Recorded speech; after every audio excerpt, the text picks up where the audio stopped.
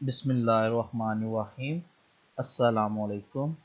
जी बच्चों, आज हम लोग डिस्कस करेंगे कि एचिलॉन फॉर्म क्या होती है और रिड्यूस एचिलॉन फॉर्म क्या होती है, और उसके बाद कुछ इनके मतलब रिजल्ट्स देखेंगे और मेथड देखेंगे कि किस किस मेथड को नाम दिया गया है इनको यूज़ करते हैं।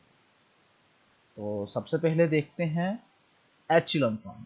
यहाँ पे मैंने वर्ड लिखा है रो एचिलॉन फॉर्म, क्योंकि हम लोग रो ऑपरेशन यूज करेंगे इसलिए इसको नाम दे दिया रो एचिलॉन फॉर्म, राइट। और लास्ट टाइम हम लोगों ने सारे के सारे रो ऑपरेशन डिटेल से पढ़े थे और किस तरीके से मैट्रिसेस में उसको पढ़ते हैं हम लोगों ने लास्ट लेक्चर में देखा था, राइट। तो आज हम लोग डिस्कस करेंगे कि एचिलॉन फॉर्म क्या है, मीन रो एचिलॉन फॉर्म क्या है। जिस तरह मैं ये सारी प्रॉपर्टीज डिस्कस करूंगा रो एचिलॉन फॉर्म में, आप लोग कॉलम एचिलॉन फॉर्म भी डिस्कस कर सकते हैं, राइट। तो a matrix in row echelon form has the following properties। जो ये तीन प्रॉपर्टीज को सेटिस्फाई करेगा उस मैट्रिक्स को हम नाम दे देंगे रो एचिलॉन फॉर्म का। पहली प्रॉपर्टी क्या है? All rows consisting entirely zeros occur at the bottom of the matrix। Second one property क्या है? For each row that does not consist entirely of zeros the first non zero entry is 1, और उस entry को हम लोग क्या नाम देते हैं? Leading 1। For two consecutive non zero rows the leading 1 is higher row is farther to the left than the leading 1 in the lower row. अच्छा बच्चों, ये मैंने अभी ना तीनों की तीनों प्रॉपर्टीज अभी पढ़ी हैं। हम लोगों ने रो एचेलॉन फॉर्म को डिस्कस करना है। जो मैट्रिसेस ये तीन प्रॉपर्टीज को सेटिस्फाई कर देगा वो रो एचेलॉन फॉर्म होगा। अच्छा, हमें इतनी ज़्यादा समझ नहीं है, हम लोग इसको एग्जाम्पल से डिस्कस करते हैं और वन बाय वन में आप लोगों को ये तीनों प्रॉपर्टीज के बारे में बताना चाहता हूँ। आप लोगों को सारी खुद ब खुद समझ आ जाएगी, right. First one property discuss करने लगा। सबसे पहले all rows consisting entirely of zeros occur at the bottom of the matrix। हम लोगों ने बच्चों यहाँ पे जो पूरी डेफिनेशन के मुताबिक हर चीज देखनी है, हम लोगों ने उसको देखते हैं। जैसा कि आपके सामने एक मैट्रिक्स दिया गया है, इसमें कितनी रोज हैं? एक रो, दो रो और तीन रो। कोई ऐसी रो है जिसमें तमाम की तमाम एंट्री जीरो हो? इस मैट्रिक्स में तो कोई ऐसी रो नहीं है जिसमें तमाम एंट्री जीरो हो। चलो इस मैट्रिक्स में देखते हैं। इस मैट्रिक्स में देखें कोई ऐसी रो है? बिल्कुल है। ये देखें आपके पास तीसरी रो जो आपके पास दी गई है, ये अगर मैं इसको शो करूं, ये तीसरी रो है, इसमें तमाम एंट्रीज क्या है? जीरो है। और ये मैट्रिक्स की किसमें? बॉटम में। वो यही कहना चाह रहा था। तो पहली प्रॉपर्टी आप लोगों को क्लियर होगी है। फर्स्ट वन पॉइंट जो मैंने बताया था वहां पे क्या मेंशन किया गया है कि कोई ऐसी रो हो जिसमें अगर तमाम की तमाम एंट्रीज जीरो हो तो वो कहां पे लाई करेगी? बॉटम पे। तो ये बॉटम पे आ गया सारे का सारा, नीचे सबसे नीचे रोज में आएंगे, राइट। एचिलॉन फॉर्म का पहला रूल समझ आ गया। अब पहली प्रॉपर्टी आपको सबको समझ आ गई होगी कि जितनी भी रोज जो सारी सारी जीरो होंगी वो कहां पे लाई करेंगी? बॉटम में। जी मेरे बच्चों, सेकंड इसमें प्रॉपर्टी क्या थी कि for each row that does not consist entirely of zeros the first non zero entry is 1।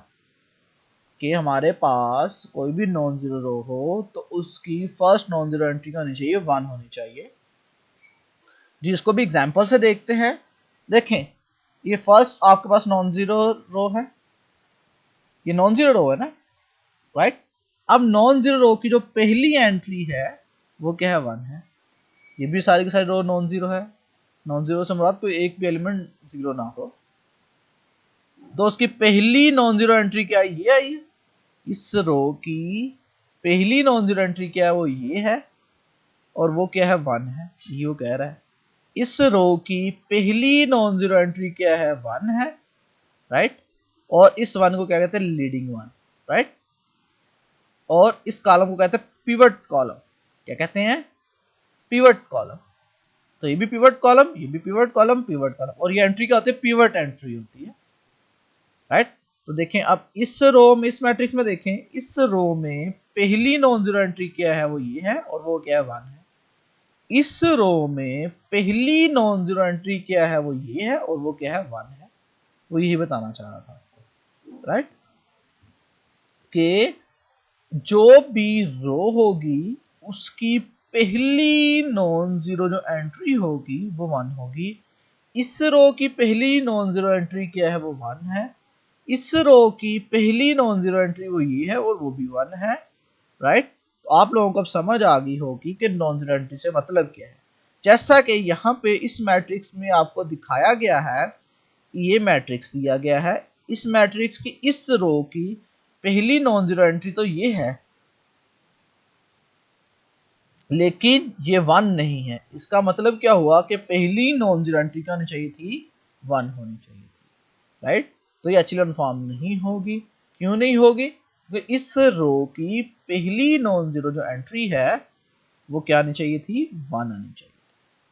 तो आपको अब दूसरी एग्जाम जो कंडीशंस थी वो भी एग्जाम्पल्स के साथ बहुत अच्छे तरीके से क्लियर हो गई होगी।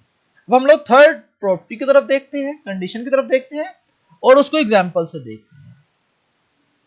थर्ड वन प्रॉपर्टी क्या कहती है? For two consecutive non zero rows the leading one is the higher row is farther to the left than the leading one in the lower row, right. अब इसको भी हम लोग एग्जाम्पल से देखते हैं क्या मतलब है इसका। बच्चे थर्ड वन प्रॉपर्टी ये कहना चाहती है, फॉर एग्जांपल देखो ये भी नॉन जीरो रो है, ये भी नॉन जीरो रो है, राइट। इसकी नॉन जीरो एंट्री जो है वो पहली 1 है। जो अगली रो की नॉन जीरो एंट्री होनी थी 1, वो इस 1 से इस तरफ होगी, इस 1 से कभी इस तरफ नहीं हो सकती। इस तरफ से क्या मुराद है मैं अभी आपको समझाता हूँ। फॉर एग्जाम्पल यहाँ पे अगर मेरे पास 0 की बजाय, मैं एग्जाम्पल देने लगा हूँ, यहाँ पे फॉर एग्जाम्पल 1 होता है, राइट।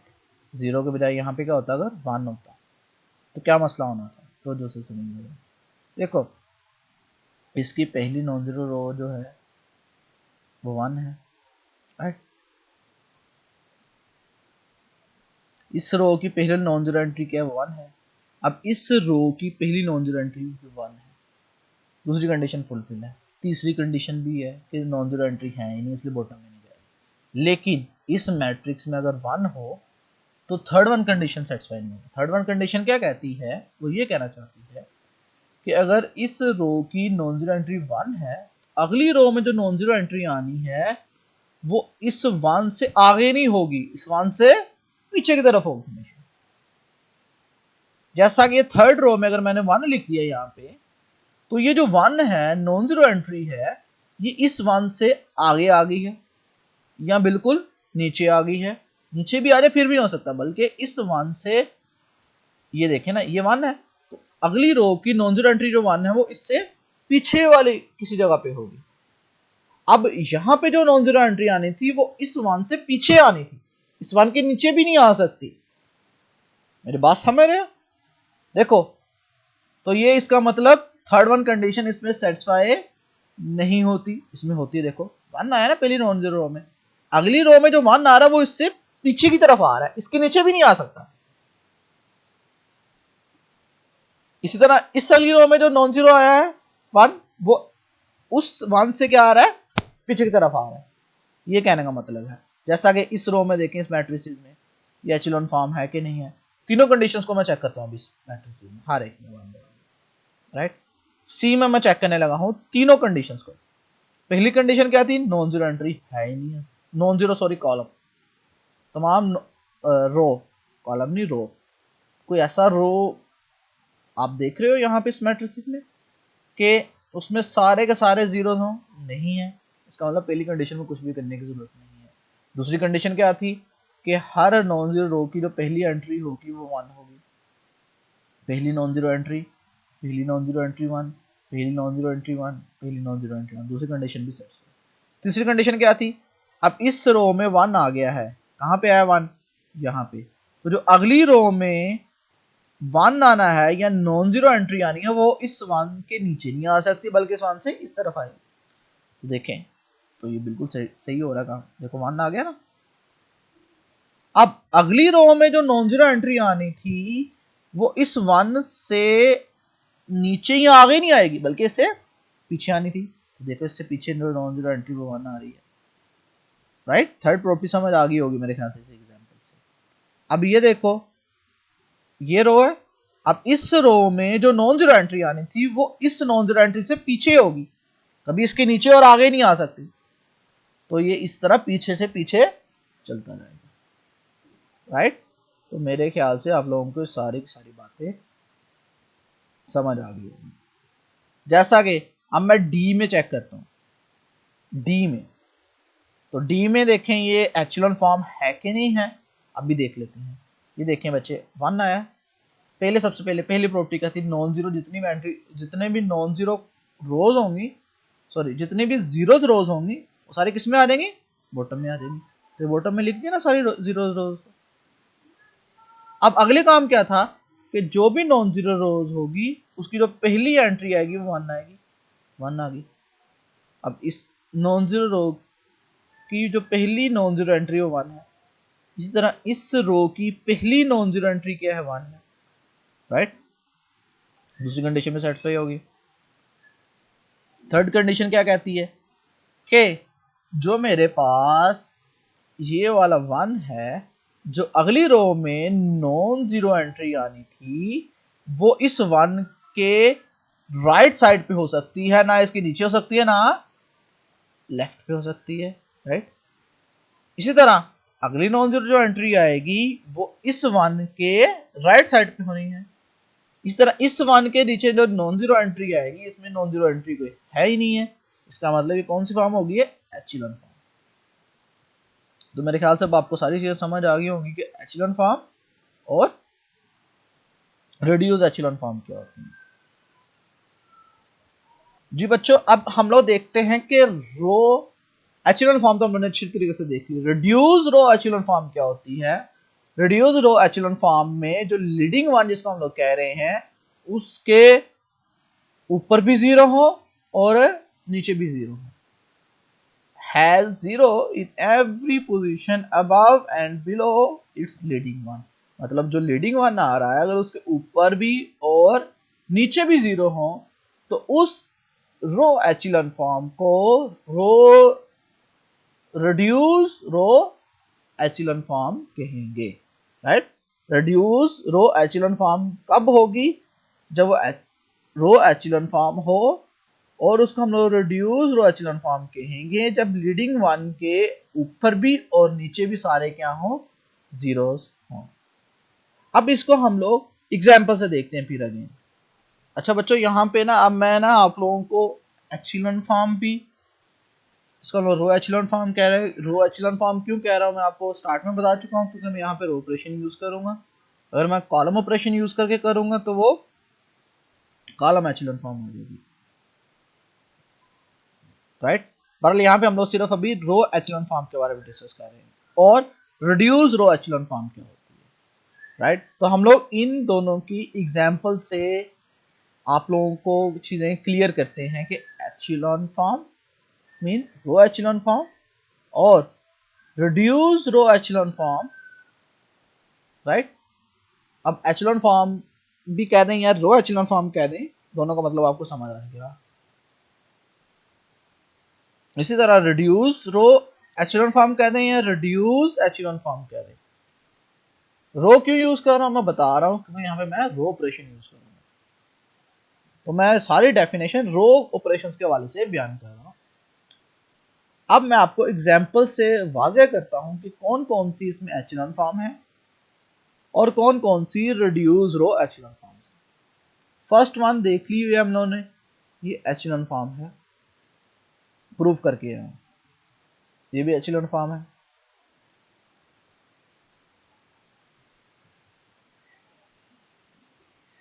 थर्ड वन देख रहे हैं हम लोग, ये भी एचेलॉन फॉर्म है। अभी प्रॉपर्टीज सारी क्लियर कर चुका हूँ। फोर्थ वन में हम लोगों ने भी प्रूव की थी ये एचेलॉन फॉर्म है। ये एचेलॉन फॉर्म नहीं है। क्यों नहीं है? मैंने आपको स्टार्ट में बताया था कि ये उसकी दूसरी प्रॉपर्टी को सेटिस्फाई नहीं करता। दूसरी प्रॉपर्टी क्या कहती थी मुझे कि यहाँ पे जो नॉन जीरो रो होगी उसकी जो पहली नॉन जीरो एंट्री आएगी वो 1 आएगी, तो 1 नहीं आ रही, इसलिए ये एचेलॉन फॉर्म ही नहीं है। इसको हम लोग रो एचेलॉन फॉर्म कह रहे हैं। अब सवाल ये पैदा होता है कि इनमें से कौन कौन सी रो एचेलॉन फॉर्म है और कौन कौन सी रिड्यूस रो एचेलॉन फॉर्म है। अब रिड्यूस रो एचेलॉन फॉर्म तब डिस्कस करेंगे जब वो एचेलॉन फॉर्म होगी। इसका मतलब ई कभी भी रो echelon form row reduce row echelon form भी नहीं होगी। क्यों? क्योंकि ये रो एचेलॉन फॉर्म ही नहीं है। तो रिड्यूस रो एचेलॉन फॉर्म कहां से डिस्कस करेंगे? अब पहली प्रॉपर्टी को हम लोगों ने पहली एग्जांपल को देखते हैं। ए को हम लोगों ने देखा था ये एचेलॉन फॉर्म है, लेकिन ये एचेलॉन फॉर्म तो है। ये reduce echelon form reduce row echelon form नहीं है। क्यों नहीं है अभी देख लेते हैं। हम लोगों ने कहा था इसका लीडिंग वन। अब इस रो का लीडिंग वन क्या है? ये 1 है। इसके अबव और बिलो सारे के सारे जीरो नहीं चाहिए थे, तो सारे के सारे जो भी आ रही है एंट्री जीरो आ रही है, तो यहाँ पे प्रॉपर्टीज ओके। अब इस रो में आए थे, इस रो में लीडिंग वन क्या है? ये है, इसको पीवट एलिमेंट भी कहते हैं। अब इस 1 के अबव और बिलो सारे के सारे क्या होने चाहिए थे? जीरो होने चाहिए थे। इसके बिलो तो जीरो हैं, अबव जीरो नहीं है, तो जाहिर बात है फिर ये प्रॉपर्टी सेटिस्फाई नहीं करती। इसका मतलब ये रो एचेलॉन फॉर्म है लेकिन रिड्यूस रो एचेलॉन फॉर्म नहीं है। यहां पे आते हैं, इसकी जो लीडिंग वन एंट्री आ रही है वो ये वाली आ रही है। अब लीडिंग वन एंट्री के अबव और बिलो सारे जितनी भी एंट्री आ रही सारी जीरो आ रही है। ओके, अब इसकी जो लीडिंग एंट्री आ रही है वो ये आ रही है 1। अब 1 के ऊपर और नीचे सारे क्या है? जीरो हैं, राइट। तो ये कौन सी फॉर्म होगी? ये रो एचेलॉन फॉर्म भी है और रिड्यूस रो एचेलॉन फॉर्म भी है। अब इस फॉर्म की तरफ आते हैं, सी की तरफ। ये इसकी लीडिंग एंट्री 1 है, इसके बिलो सारे के सारे अबव जितने भी जीरो है। अब नेक्स्ट लीडिंग 1 कौन सी एंट्री आ रही है? वो ये वाली आ रही है। अब इस पूरे के अबव और बिलो जीरो होने चाहिए थे, इसके बिलो तो जीरो हैं, अबव जीरो नहीं है, राइट। इट मीन्स दैट ये रो एचेलॉन फॉर्म है लेकिन रिड्यूस रो एचेलॉन फॉर्म नहीं है, राइट। एग्जाम्पल से आप लोगों को काफी हद तक चीजें क्लियर हो गई। अब फोर्थ वन एग्जाम्पल देखते हैं। इसकी 1 के एंट्री के जो आपने देखा बिलो और अबव सारे जीरो हैं। इस वन लीडिंग वन ये है, इसके बिलो और अबव सारे जीरो है। नेक्स्ट लीडिंग वन ये है, इसके बिलो और अबव सारे के सारे क्या हैं? जीरो है। तो ये कौन सी फॉर्म होगी? Reduce row echelon form. ये एचेलॉन फॉर्म भी है और रिड्यूस रो एचेलॉन फॉर्म भी है। अब हम लोग कुछ और एग्जांपल्स देखते हैं ताकि हमें एचेलॉन और रिड्यूस एचेलॉन के बारे में और ज्यादा बातें क्लियर हो जाए। जी देखिएगा नेक्स्ट एग्जांपल एफ। ये देखनी है पहले हम लोगों ने कि ये एचेलॉन फॉर्म है कि नहीं है, रो एचेलॉन फॉर्म है कि नहीं है। उसके बाद देखेंगे कि रिड्यूस रो एचेलॉन फॉर्म है भी कि नहीं है, राइट। तो पहली बात, जो भी नॉन ऐसी रो जिसमें तमाम एंट्रीज जीरो हो वो बॉटम में आनी चाहिए। तो ये रो थी जिसमें तमाम एंट्रीज क्या थी?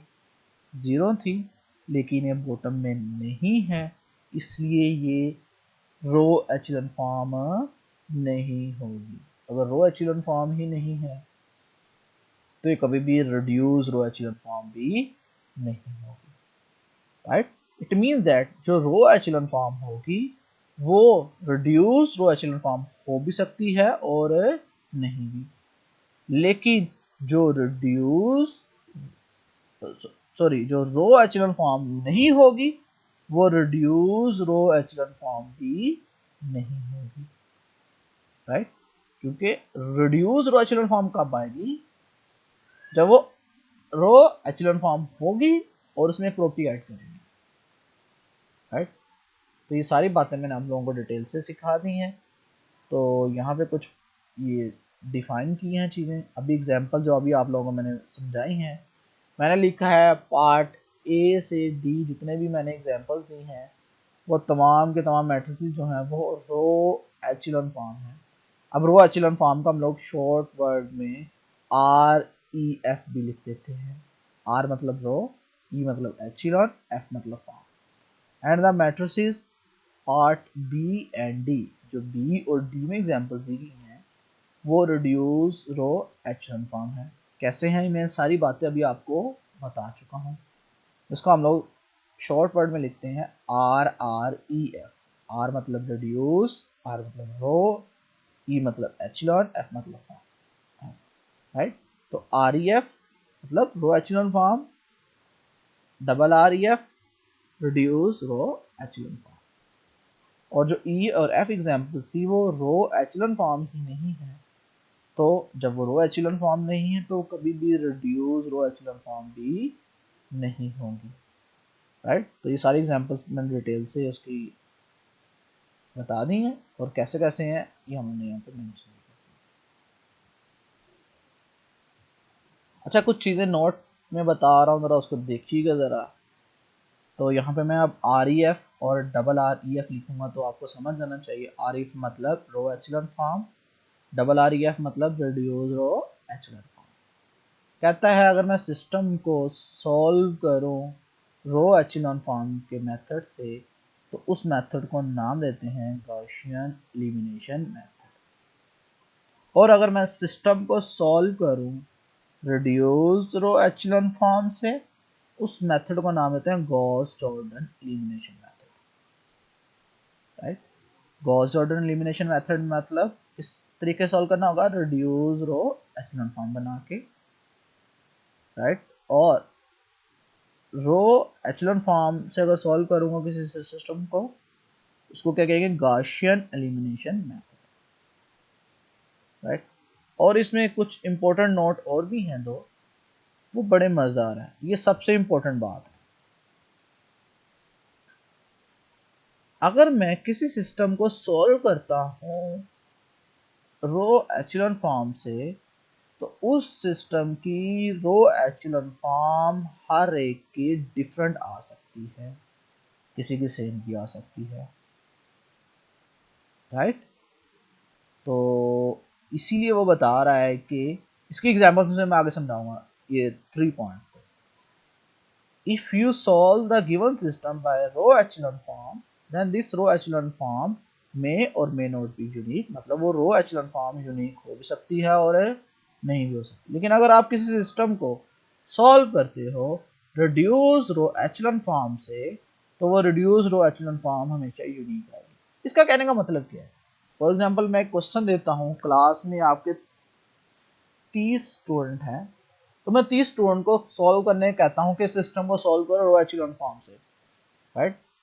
तो 30 के 30 स्टूडेंट की रो एचेलॉन फॉर्म सेम आना जरूरी नहीं है। लेकिन अगर वही क्वेश्चन मैं कहता हूँ सॉल्व करो 30 के 30 बच्चे रिड्यूस रो एचेलॉन फॉर्म से, तो हर बच्चे की एट द एंड जो रिड्यूस एचेलॉन फॉर्म बनेगी वो सबकी सेम होगी। ये कहने का मैंने मतलब, इसको एग्जांपल से भी देखते हैं। अच्छा, अभी तक जो हम लोगों ने पढ़ा है या जो हम लोगों ने काम किया है, हम लोगों ने सबसे पहले डेफिनेशन पढ़ी किसकी, रो एचेलॉन फॉर्म की और रिड्यूस रो एचेलॉन फॉर्म की। फिर उस डेफिनेशन के मुताबिक हम लोगों ने मैट्रिसेस को चेक किया कि कौन से मैट्रिसेस रो एचेलॉन फॉर्म है और कौन से matrices reduce row echelon form है कि नहीं है। फिर उसके हम लोगों ने कुछ नोट्स देख लिए, इंपॉर्टेंट पॉइंट्स देख लिए, जैसे ये reduce row echelon form unique होना जरूरी नहीं है, लेकिन रिड्यूस रो एचेलॉन फॉर्म हमेशा क्या होगी, यूनिक होगी। फिर हम लोगों ने पढ़ लिए मेथड कौन कौन से क्या क्या नाम देते हैं, राइट। गॉसियन एलिमिनेशन मेथड क्या है, गॉस जॉर्डन एलिमिनेशन मेथड क्या है, कुछ भी नहीं है, नाम देख के इंसान डर जाता है कुछ भी नहीं, जस्ट क्या है, एचेलॉन फॉर्म और रिड्यूस एचेलॉन फॉर्म। जस्ट ये पॉइंट याद रखने हैं आपने। अब मैं आप लोगों को सिखाऊंगा कि कोई मैट्रिसेस को रो एचेलॉन फॉर्म और रिड्यूस रो एचेलॉन फॉर्म बनाना कैसे है। जब आप वो मेथड अप्लाई करोगे तो ऑटोमेटिकली आप देखोगे एट द एंड जो आपके पास फॉर्म बनेगी वो रो एचेलॉन फॉर्म बन चुकी होगी या रिड्यूस रो एचेलॉन फॉर्म बन चुकी होगी। वो डिपेंड करता है मेरे पास कि मेरे पास किस तरीके से क्वेश्चन को सोल्व करने का है। तो मतलब हम लोग जो नेक्स्ट लेक्चर्स पढ़ने जा रहे हैं, अभी तक हमने जो डिफाइन किया है, अब उस मैट्रिक्स को मैंने हासिल कैसे करना है, मेरा ये मेन मकसद है।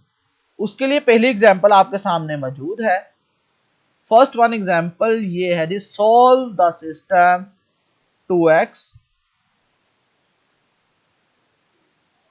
x minus 2y plus 3z is equal to 9 minus x plus 3y is equal to minus 4, 2x minus 5y plus 5z is equal to 17, right.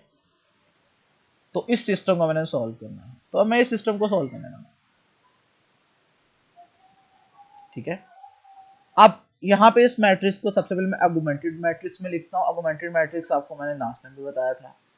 क्या करना होता है हम लोगों ने, जो कोफिशिएंट मैट्रिक्स होता है और जो यहाँ पे कोफिशिएंट्स आते हैं, कांस्टेंट टर्म्स आती हैं, उनको इकट्ठे को एक मैट्रिक्स में लिख दिया जाए, उस मैट्रिक्स को हम नाम देते हैं आर्गुमेंटेड मैट्रिक्स। क्या आएगा, 1 -2 3 1 -2 3 -1 3 0 2 -5 5 9 -4 7। अब यहां से जो नेक्स्ट लेक्चर है, रो ऑपरेशंस कैसे अप्लाई करने हैं, राइट, वो लास्ट लेक्चर में मैंने आपको डिटेल से बता दी है बातें। तो यहाँ पे मैं आपको जस्ट रो ऑपरेशन अप्लाई करके दिखाऊंगा, उसके आंसर कैसे आ रहे हैं आप लोगों ने लास्ट लेक्चर में देख लिए होते। इसलिए लास्ट लेक्चर जो मैट्रिसेस ऑपरेशंस के हवाले से है, वो यहां से पहले आगे आप लोगों को लाजमी आना चाहिए, राइट। अब हम लोगों ने क्या काम करना है, मैंने इस मैट्रिसेस को फॉर्म बनानी है रो एचेलॉन फॉर्म। कैसे बनानी है आप मेरा तरीकाकार देखिएगा। मैंने क्या करना है, सबसे पहले यहाँ पे जो एंट्री है ना वो 1 बनानी है। जो यहाँ पे एंट्री होगी सबसे पहले मैंने क्या बनानी है, 1। ऑलरेडी 1 है मेरे लिए, तो सबसे अच्छा फायदा हो गया, राइट। अब मैंने क्या काम करना है, मैंने इस 1 के नीचे सबको 0 कर देना है। इस 1 के नीचे सबको क्या कर देना है, 0 कर देना है। कैसे 0 करूंगा, रो ऑपरेशन से। कौन कौन से रो ऑपरेशन अप्लाई किए जा सकते हैं, लास्ट लेक्चर में सीखा था कि 3 रो ऑपरेशन, 3 तरह के हम लोग रो ऑपरेशन अप्लाई कर सकते हैं, तो मैं यहाँ पे अप्लाई करूंगा। अब इस चीज को 0 करने के लिए मैं क्या करूंगा, इस रो में से इस रो को ऐड कर दूंगा, मतलब R2 प्लस R1 कर दूंगा, राइट। तो ऐड करूंगा तो -1 + 1 0, 3 - 2 1, 0 + 3 3, -4 + 9 5, और फिर इसको मैं 0 करूंगा। कैसे करूंगा देखते हैं, देखिएगा यहाँ पे 0 हो गया ना। अब 1 के नीचे सारे जीरोस करने हैं, तरीका का आ रहा है एचेलॉन फॉर्म बनाने का, आपको सिखा रहा हूँ। अब 1 के नीचे सारे 0 करने हैं, तो ये 2 है, इसको मैंने 0 करना है। क्या करूंगा, R3 - 2 R1, तो 2 - 2 0, -5 + 4 -1, 5 - 6 -1, 17 - 18 -1। ये कैसे आया, लास्ट लेक्चर में हम लोगों ने रो ऑपरेशन अप्लाई करना सीखे हैं, राइट। यहाँ पे भी आपको बता रहा हूँ कैसे, -5 minus minus plus 2 to the 4, तो -5 + 4 -1, राइट।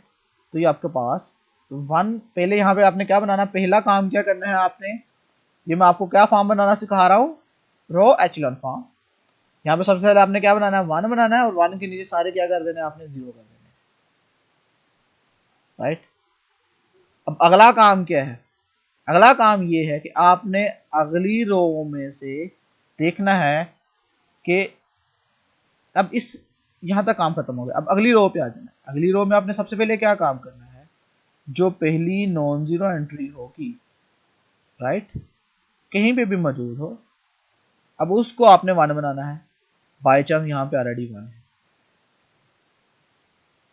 यहाँ पे ऑलरेडी 1 है, वो आपने क्या काम करना है, इस वन के जितने भी नीचे हैं उनको भी 0 बना दें। अब इस वन के जितने भी नीचे हैं उनको 0 बनाने के लिए क्या काम करोगे आप देखो R3 है, R3 में R2 क्या कर दोगे, ऐड कर दोगे। अब आपने R3 में R2 ऐड कर दिया तो ये -1 + 1 0 हो गया, -1 + 3 2 आ गया, -1 + 5 4 आ गया।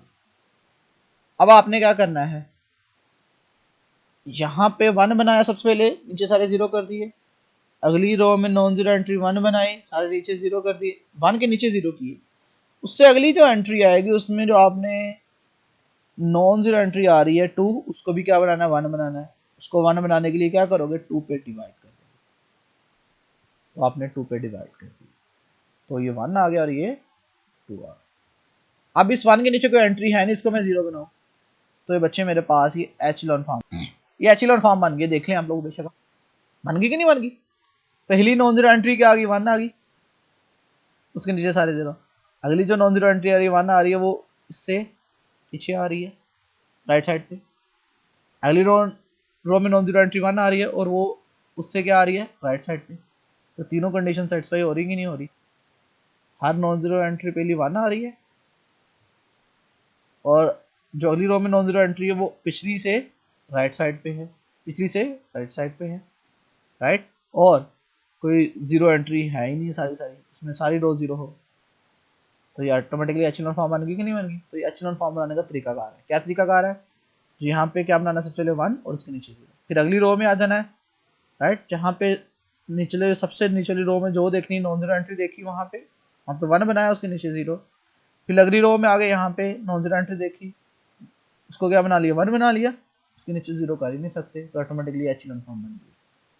जब एचेलॉन फॉर्म बन गई है तो इस एचेलॉन फॉर्म से हम लोगों ने सॉल्व कर लेना है इसके स्नो कैसे, x - 2y + 3z = 9 आ गया, y + 3z = 5 आ गया एंड z = 2 आ गया।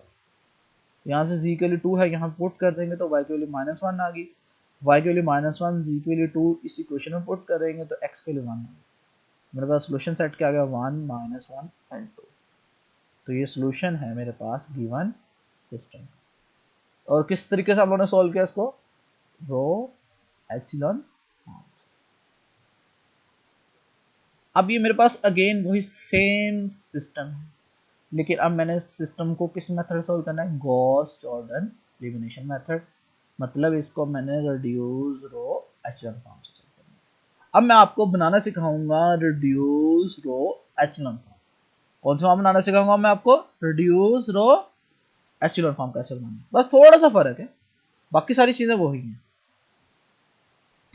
जो बच्चों मैंने ऑगमेंटेड मैट्रिक्स लिख लिया अपने गिवन सिस्टम का, वही वाली बात। यहाँ पे सबसे पहले 1 बनाना है और 1 के नीचे जितने भी हैं वो सारे क्या बनाने हैं, 0 बनाने के लिए आपको पता अभी क्या करूंगा, R2 + R1 और R3 - 2 आ गया। जब R2 + R1 किया तो -1 + 1 0, 3 - 2 1, 0 + 3 3, -4 9 5। फिर R3 - 2 R1 किया तो 2 - 2 0। अब मैं दो ऑपरेशन इकट्ठे लगा रहा हूँ, क्यों, कब आप लोगों को समझ आ गई होगी रो ऑपरेशन कैसे लगाने हैं, तो हम लोग इकट्ठे भी लगा सकते हैं। अगर कोई बच्चा इकट्ठे नहीं लगाना चाहता तो वो पहला ऑपरेशन पहले लगा ले, दूसरा ऑपरेशन बाद में लगा ले, जैसे हम लोगों ने पीछे क्वेश्चन में किया, राइट। लेकिन जब आप लोगों को प्रैक्टिस हो जाएगी, लोगों को समझ आ जाएगी, तो आप लोग ऐसे इकट्ठे भी लगा सकते हैं। तो 2 - 2 क्या है, 0, -5 + 4 -1, 5 - 6 -1, 17 - 18 -1, राइट। अब नेक्स्ट काम क्या करना था, मैंने बताया अगली रो में अगेन नॉन जीरो एंट्री आ रही है, वो 1 बनानी, तो यहाँ पे ऑटोमेटिकली 1 मौजूद है, ना होता तो हम लोग 1 बना लेते, राइट। तो यहाँ पे 1 बन गया हुआ। अब एचेलॉन फॉर्म में क्या करते थे, जरा गौर सुनिएगा, रो एचेलॉन फॉर्म में क्या करते थे, 1 के नीचे 0 करते थे, लेकिन रिड्यूस रो एचेलॉन फॉर्म बनाने के लिए 1 के नीचे भी 0 करने हैं और ऊपर भी 0 करने हैं, सिर्फ ये फर्क है।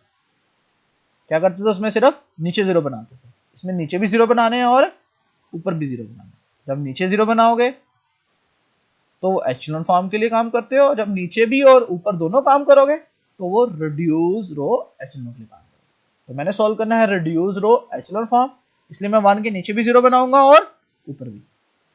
अब नीचे 0 बनाने के लिए आपको पता है क्या करोगे आप, R3 प्लस R2, तो नीचे 0 हो जाएगा, -3 प्लस -1 प्लस 3 2, -1 प्लस 5 4।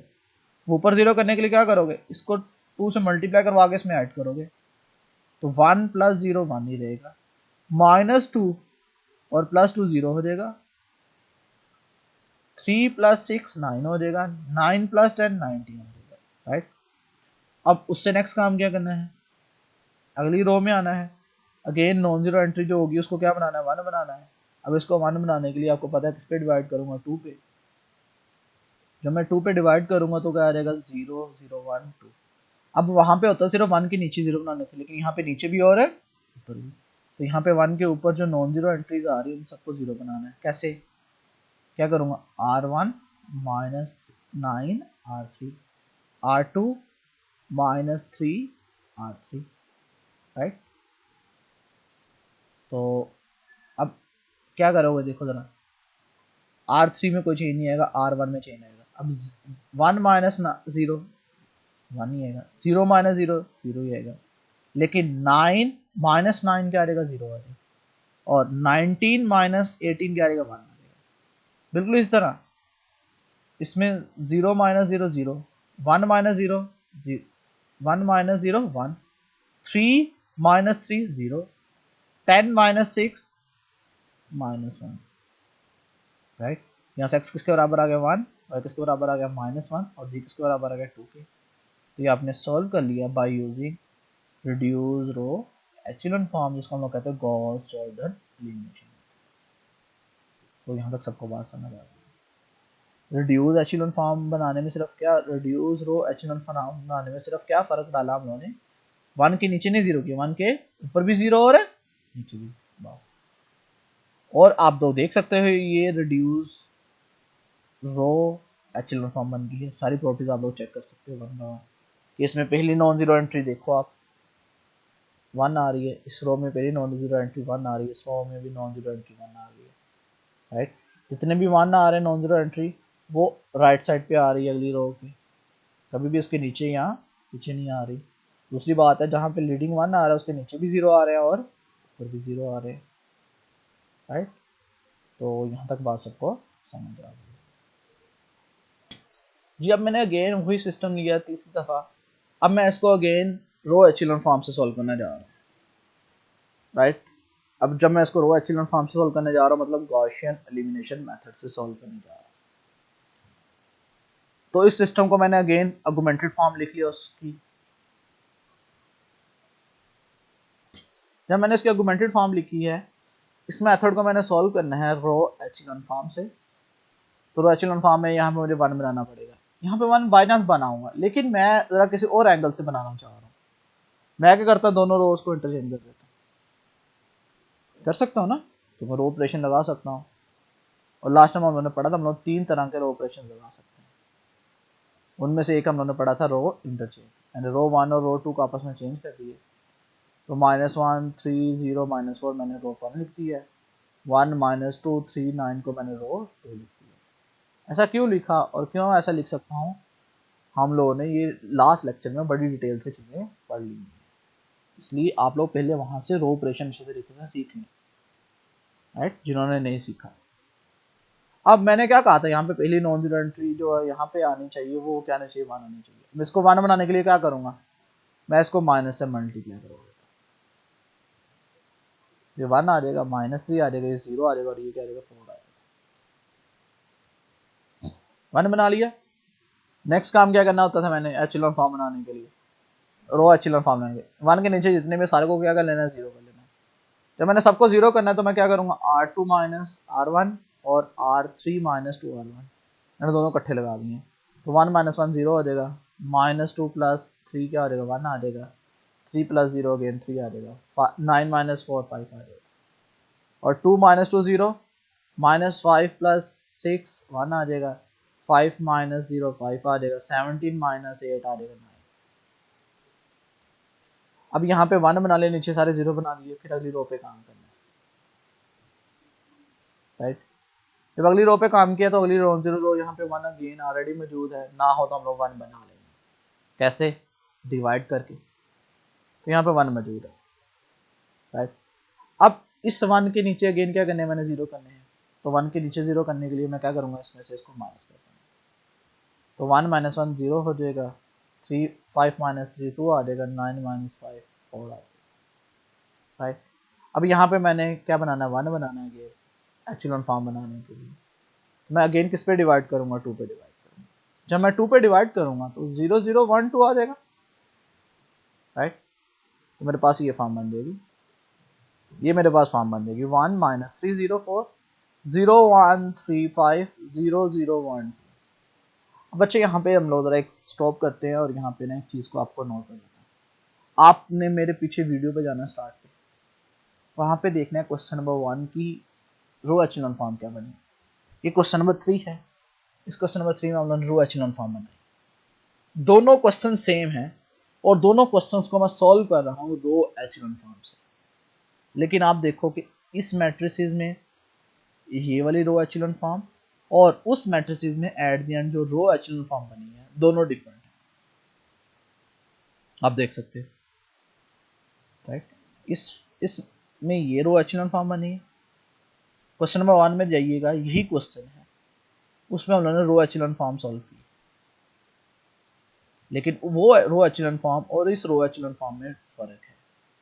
तो यहाँ पे आपको पॉइंट नंबर 3 क्लियर हो गया, जो नोट में मैंने बताया कि अगर एक ही क्लास को मैं एक क्वेश्चन दूं और मैं कहूँ कि उसको रो एचेलॉन फॉर्म से सॉल्व करें, तो हर एक बच्चे की डिफरेंट रो एचेलॉन फॉर्म भी हो सकती हैं और सेम भी हो सकती है। वो डिपेंड करता है बच्चा किस तरीके से सॉल्व करता है। तो आपके सामने है, मैंने ये सॉल्व किया है आपके सामने मैट्रिसेस, और इसकी रो एचेलॉन फॉर्म ये आई है और उसकी रिड्यूस रो और उस मैट्रिसेस में एग्जांपल नंबर 1 में रो एचेलॉन फॉर्म कुछ और आई, राइट। लेकिन इन दोनों का सॉल्यूशन तो अगेन सेम देगा, किसी सिस्टम का सॉल्यूशन तो चेंज नहीं हो सकता, राइट। तो ये बात थी जो तीसरे पार्ट में मैंने पॉइंट आउट की थी कि रो एचेलॉन फॉर्म यूनिक हो भी सकती है और नहीं भी हो सकती। तो यहाँ पे आपको बात क्लियर हुई है, राइट। नहीं क्लियर हुई तो देख लो, ये रो एचेलॉन फॉर्म आई है, मैं आपको वो एग्जांपल पे ले देता हूँ। और ये आपके पास क्वेश्चन नंबर 1 की रो एचेलॉन फॉर्म थी, ये वाली, राइट।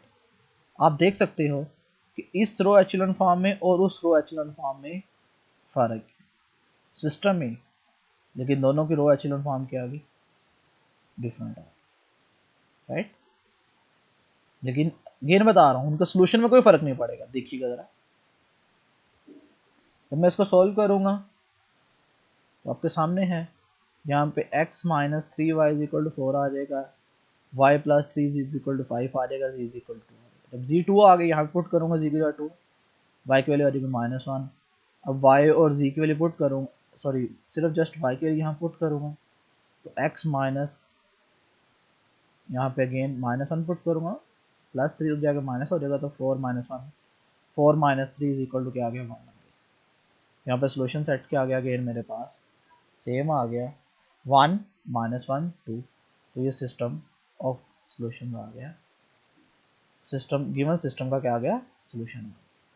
तो आप देखो सोल्यूशन तीनों मेथड सेम है, एग्जांपल नंबर 1 से भी, एग्जांपल नंबर 2 से भी, एग्जांपल नंबर 3 से भी, राइट। सोल्यूशन से सेट किसी में से कोई फर्क नहीं पड़ा, सिर्फ क्या फर्क पड़ा, मेथड्स डिफरेंट है। क्वेश्चन नंबर 1 क्वेश्चन नंबर 3 को हम लोगों ने सॉल्व किया रो एचेलॉन फॉर्म से, क्वेश्चन नंबर 2 को हम लोगों ने सॉल्व किया रिड्यूस रो एचेलॉन फॉर्म से। क्वेश्चन नंबर 1 और क्वेश्चन नंबर 3 को हम लोगों ने दो डिफरेंट वे से सॉल्व किया और दोनों की reduce echelon form different I, लेकिन सॉल्यूशन सेट अगेन सेम है। तो सारे पॉइंट्स क्लियर हो गए। अब क्वेश्चन नंबर 4 देखते हैं, लास्ट वन एग्जांपल आज की डिस्कस करते हैं कि अगर मेरे पास दो इक्वेशंस हैं और 3 वेरिएबल्स हैं, तो हम लोगों ने देखना है इसके सॉल्यूशंस क्या होंगे और किस तरीके से लिखे जाएंगे। तो इसकी मैंने आर्गुमेंटेड फॉर्म लिख ली मैट्रिसेस की, राइट। अब सबसे पहला काम क्या करना है, मैंने यहाँ पे